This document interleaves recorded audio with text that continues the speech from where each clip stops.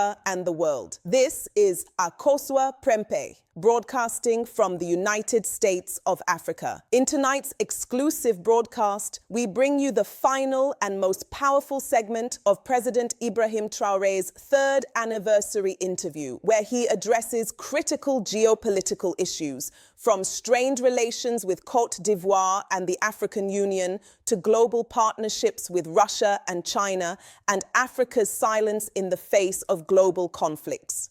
The president speaks frankly about the future of African unity, the transfer of technology, and why Burkina Faso's revolution must stay true to its course despite external pressure. He also delivers a heartfelt closing message of hope, resilience, and self-determination to the people of Burkina Faso and the entire African continent. So before we begin, please subscribe, like, comment, and share this video to help spread the message of African unity, independence, and dignity across every corner of the continent and the diaspora. Together, let's raise one voice, one Africa, one destiny. Now, let's join President Ibrahim Traore as he speaks candidly on Africa's place in world geopolitics and the future of the Burkinabe revolution. President, we are approaching the end of this interview. The fifth and final section concerns regional and international geopolitics. The related questions will be asked by Dieudonné Negrenade today at FASO and Jules Domsé from Vox Africa. You have 15 minutes for this section as well. So, Your Excellency, if you permit, we'll stay on the topic of Cote d'Ivoire. Relations with this particular country are truly abysmal, and with very direct and exceptionally frank language, we must address the situation. As a soldier and a revolutionary, you have said that the reasons for this stance are not against the people. They see nothing against the people, but rather against the leaders who provide shelter and support to those destabilizing Burkina Faso. So, under what specific and carefully considered conditions could there realistically be a formal and mutually beneficial exchange of accredited ambassadors, signifying the full establishment of diplomatic relations and mutual recognition between these two sovereign countries?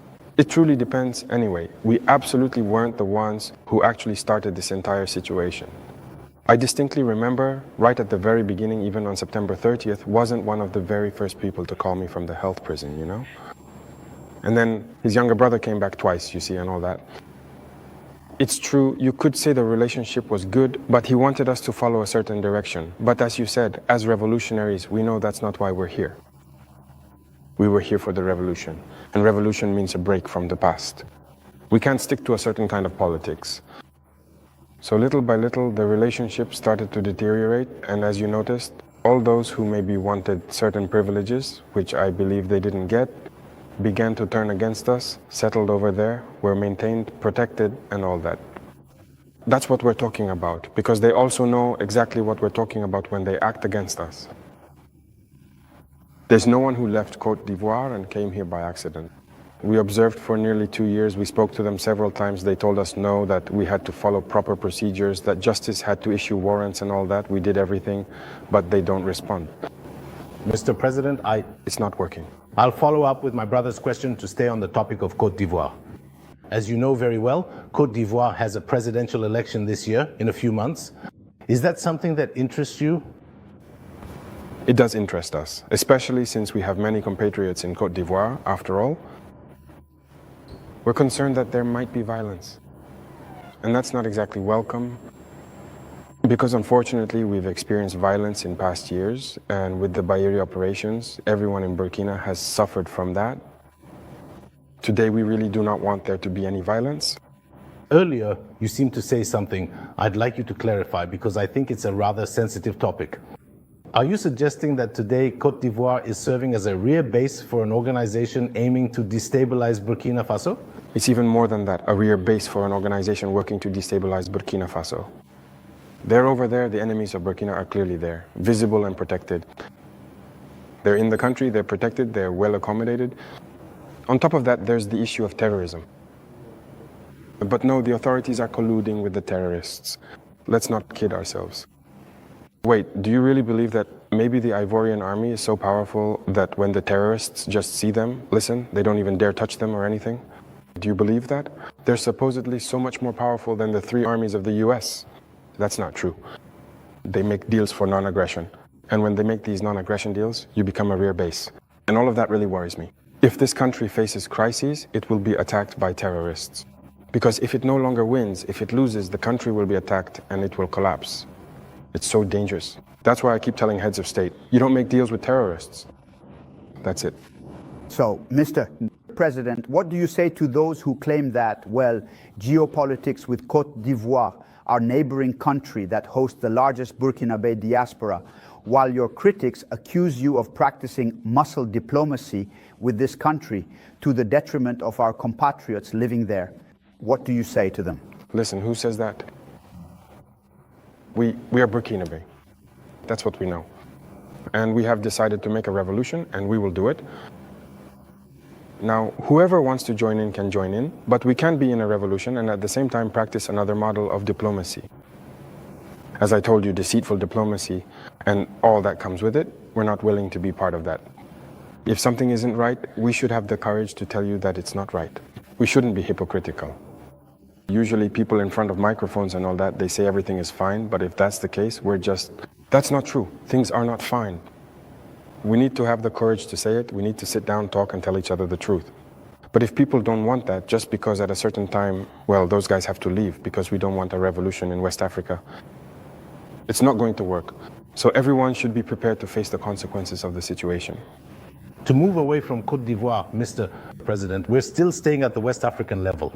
You have certainly seen the latest poll conducted by our colleagues at Jeune Afrique, and with results that may seem surprising, the populations of the Francophone countries are all in favor of ECOWAS. I would even say Cote d'Ivoire itself, at 76%, appreciates what is being done at the ECOWAS level. So how do you receive this message? Oh, really? I didn't even follow that because I'm no longer in the media. Well, in any case, it's a poll that they commissioned. Maybe they weren't expecting this result, but that's how it turned out. They went to Cameroon, they went to Senegal, they went to Benin, they went to Cote d'Ivoire, and over there the people are all in favor of ECOWAS and for the most part appreciate what ECOWAS is doing. That's logical, I would say. West African populations are most of the time connected. It's the same family. It was the colonizer who divided us. And when people see that we're trying to unite, it only inspires them, it can only make them happy. So it doesn't surprise me that these people appreciate it. But what does surprise me? It's the fact that they published it. Why did they publish it? That gives a point of reference. There was no choice. Commission a survey is well known. Afterwards, you're obliged to publish the results. But you have to be careful with these people because I totally agree with you. Otherwise, I agree. It's normal, it's logical. With your permission, Dieudonné, I would like to ask you a question specifically about your relationship with another organization. What are you still doing in the African Union? Good question. So I said that our situation with the African Union is so passive that we don't even know if we're in the union or not. We've been suspended since no one talks to us. It's really complete radio silence. So I don't know if I'm in the union or not. But shouldn't you also make a statement by taking a historic step, as was done with ECOWAS, by slamming the door on an institution that clearly doesn't serve much purpose? I had a discussion with a diplomat from that organization. And after that, we had someone appointed as a mediator. The president of Burundi, who was even supposed to come here last week, I think. But afterwards, there was a scheduling issue with us, and we're waiting for him. We want to hear him out first. Because we ourselves want to know why they're behaving this way. Because we don't want to make a decision without knowing their motivation. Why did they decide to exclude us? Why are they acting like this towards us? If we know their motivation, then if we leave, we could explain to our people, here's what they said. Here are the reasons. And so we decide to leave. It's the same thing he gave into, we left. But if we're asked why we left, we can explain it to you. But today, if we leave the union and we're asked, we ourselves don't even know why they suspended us. Why are they behaving like this? Sure, they said we're anti-concentrated. Today, I thought. Mr. President, you can also leave because you believe it's an organization that works against Africa's interests. I don't think the African Union can take a revolutionary stance like the one you're leading. No.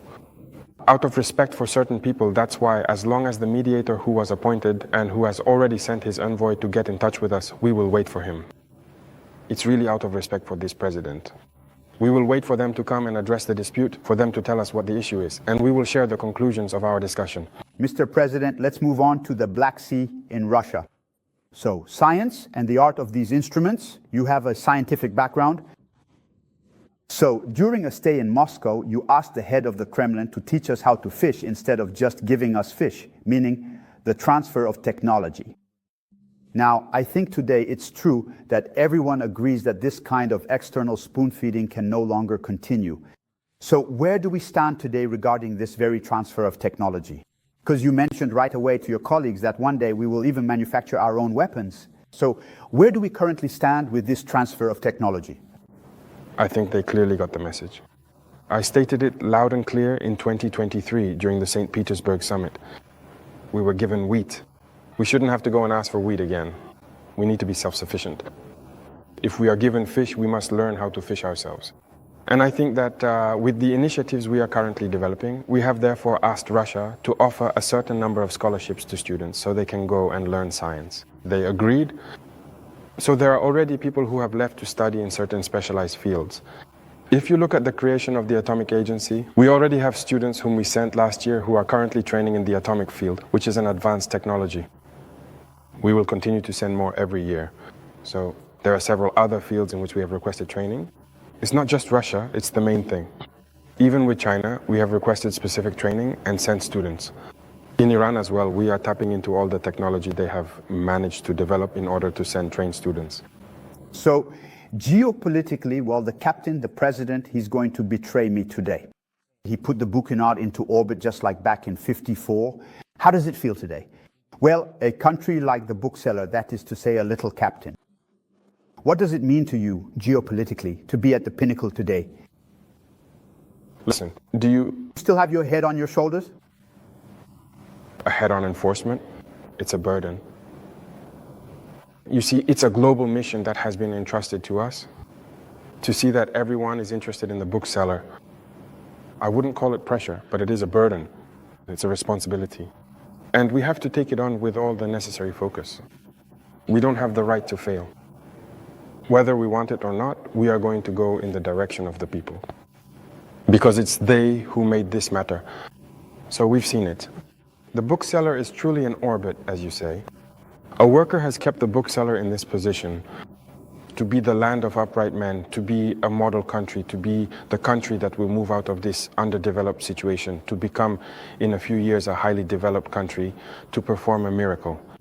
Because that's what people aspire to. And also to be able to contribute our voice and everything we have. There you have it, for the happiness of the world, if I may say so. Since you've been head of state, you travel very little. The only country in Africa you've been to is probably Russia, if I'm not mistaken. And we saw your African counterparts in the United States posing for a sort of class photo with President Trump. And I'll share a comment from a friend of mine who said, Captain Traoré would never have accepted that. Is that true? Listen, maybe I do travel, as you mentioned. And I went to Russia twice for very specific purposes. It may be that I turned to other partners for very specific objectives. Other than that, I don't plan to travel around the world like others do. Because for me, you have to stay focused and work for your country. President Trump himself said, America first. It's America first. He works for the interests of Americans. So I work for the interests of the Burkinabe people. If I have no interest there, what would I go there for? Now, one of the major geopolitical issues today is, of course, the Israeli-Palestinian conflict. We see more and more states taking a stand. We've seen Western European states, to name them, say that they will recognize it. And that's a strong signal for the Palestinian state. But as usual, Africa is almost silent. It's in a wait-and-see position. As a Burkinabe, can you give a position that helps us understand a bit what Africa thinks about what's happening today in the Gaza Strip? I can't give you a position that shows what Africa thinks. Some Africans or certain African religions? Because many African leaders have a different way of seeing the game. That's Africa's misfortune, if I can put it that way. We're not united. We don't see things the same way. Some are afraid. Some have mixed feelings. Some are there for the interests of other people. Listen, the West puts people who grew up over there, did everything over there. They come and make them heads of state in Africa. So they're the ones who control all of that. And so Africa can't have its own opinion. But I know that deep down, no one would want to see what's happening over there happen in their own country. But unfortunately, if the African continent is in such a situation in Congo, what are we even doing for Congo? In DR Congo? How many millions of deaths has it been, and for how long? We ourselves are at war. Have you even seen any African countries raise their voices for Burkina over the past 10 years? So that's the problem Africans have. For example, when someone sees a problem in Europe, everyone comes together, people are able to quickly find solutions. It's the same in the United States, but Africa has this problem. You see, we've been fighting for 10 years now. You haven't heard anyone raise their voice for Burkina at international institutions. Not for anything, neither Mali nor Niger. Our people are dying, but it's not their problem. Congo is dying, but it's not our problem. Last time I tried to speak out so that it would be like millions of deaths. Suddenly, look at how it has been torn apart. There are already so many conflicts on our soil. We can't even make our own voices heard. So how are we going to speak up for others? So we Africans need to look at ourselves. And Burkina Recognize a Palestinian state? Why? not. It's a state. It's a state. Why wouldn't we recognize a Palestinian state? No, what's happening is very serious. I think the Palestinian state exists. It should exist. Otherwise, this war will never end. Where we're headed, it will never end. While you think it's going to end, it starts up again even stronger. We're just going to keep going like this. But I also think that a lot of the responsibility lies with the countries in that region because it's their area and people there should be able to lead the way in finding a solution to this conflict. And as we continue to fight here, the Burkinabe state, which must endure, that's what's most important. And we are fighting for our Burkinabe state. There you have it, Mr. President. We have now reached the end of these 90 minutes facing the press. Thank you for your availability and thank you for this wonderful opportunity given to both the national and international press. But before we part ways, Mr. President, do you have a truly special and heartfelt message for all the wonderful Burkinabe people on the momentous occasion of the 3rd anniversary of your esteemed accession to the highest and most significant office?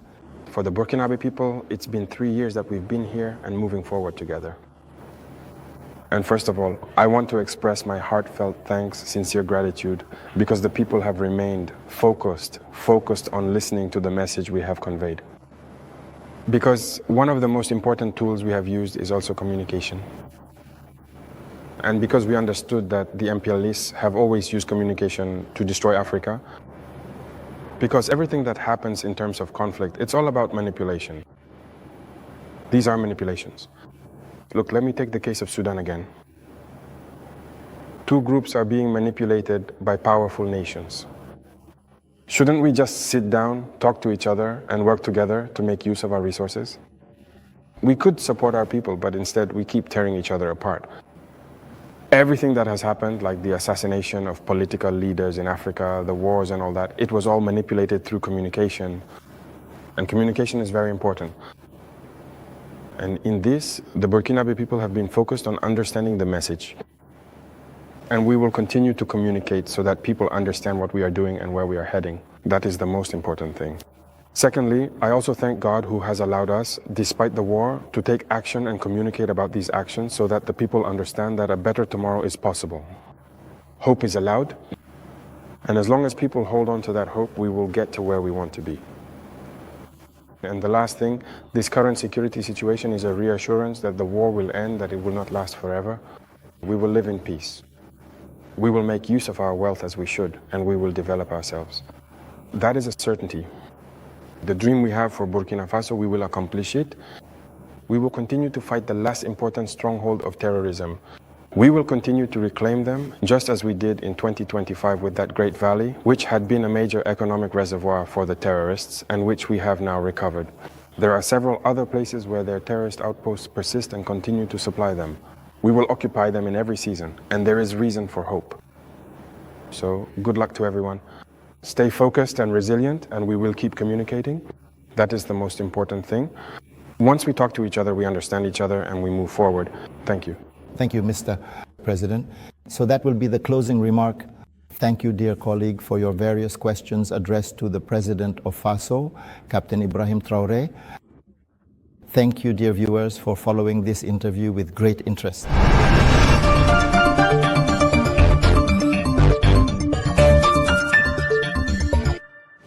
Thank you for watching this important broadcast on the United States of Africa TV. Our mission is to educate, connect, and empower Africans everywhere, from Accra to Ouagadougou, from Lagos to Johannesburg. Your voice matters in shaping Africa's future. Now, I'd love to hear from you. Question 1. Do you agree with President Ibrahim Traore that African leaders should stop making deals with terrorists and instead rely solely on the people's strength? Question 2. Should African nations like Burkina Faso remain in organizations such as the African Union or create a new Pan-African alliance based on independence and revolutionary ideals?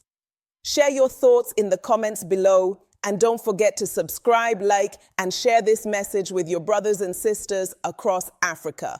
Together, we are building the United States of Africa. One voice.